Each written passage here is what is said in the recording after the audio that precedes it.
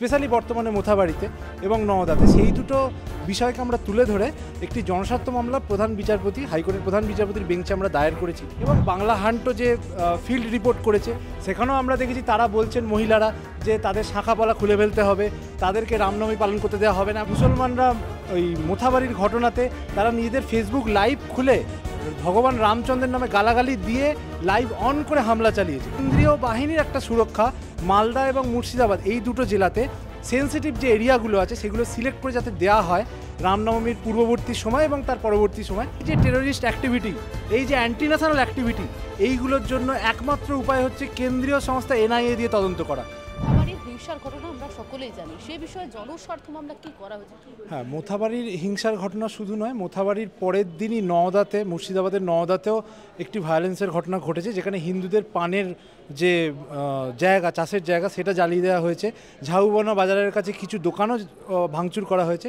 এই সমস্ত যে ভায়োলেন্স, যেগুলো মালদা মুর্শিদাবাদ এই যে সীমান্তবর্তী জেলা, যেখানে হিন্দুরা সংখ্যালঘু, মুসলমানরা সংখ্যাগরিষ্ঠ, সেই জায়গায় হিন্দুদের উপর যে কন্টিনিউয়াস ভায়োলেন্স হচ্ছে, স্পেশালি বর্তমানে মোথাবাড়িতে এবং নওদাতে, সেই দুটো বিষয়কে আমরা তুলে ধরে একটি জনস্বার্থ মামলা প্রধান বিচারপতি হাইকোর্টের প্রধান বিচারপতির বেঞ্চে আমরা দায়ের করেছি, যেটা আগামীকাল শুনানির সম্ভাবনা আছে।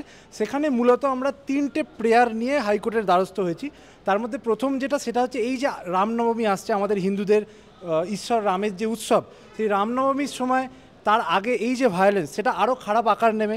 এবং সেখানে আমরা দেখেছি মুসলমানরা ওই মোথাবাড়ির ঘটনাতে তারা নিজেদের ফেসবুক লাইভ খুলে ভগবান রামচন্দ্রের নামে গালাগালি দিয়ে লাইভ অন করে হামলা চালিয়েছে।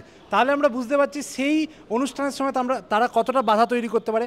এবং বাংলা হান্টও যে ফিল্ড রিপোর্ট করেছে সেখানেও আমরা দেখেছি তারা বলছেন মহিলারা যে তাদের শাখাপালা খুলে ফেলতে হবে, তাদেরকে রামনবমী পালন করতে দেওয়া হবে না, এমনকি পুলিশ এসে হুমকি দিয়ে যাচ্ছে।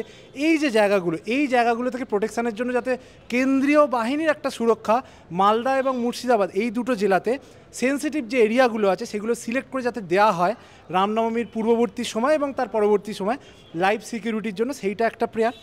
দ্বিতীয় প্রেয়ার যেটা আমরা করেছি হাইকোর্টের কাছে, সেটা হচ্ছে এই যে মহিলাদের ওপর যে ভায়োলেন্স, মহিলাদের ওপর যে অ্যাটাক, যে আপনারা শাখাপলা খুলে ফেলুন, যেটা হিন্দু ধর্মের একটা আচরণ রীতিনীতি, তার জন্য জাতীয় মহিলা কমিশনের মতো কোনো অর্গানাইজেশনকে যাতে কোর্ট অর্ডার করে, আপনারা একটা নিরপেক্ষ তদন্ত রিপোর্ট কোর্টের কাছে দিন, কোর্ট সেই অনুযায়ী যাতে ব্যবস্থা নেয়, এটি একটি প্রার্থনা।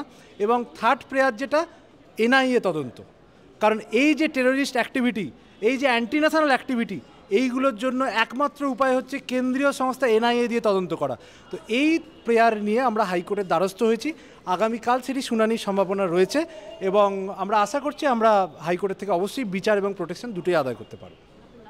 আমার নাম রমিত দত্ত, অ্যাডভোকেট। ধন্যবাদ। বাংলা হান্টের আরও খবর দেখতে নজর রাখুন। বাংলা খবর মানেই বাংলা হান্ট।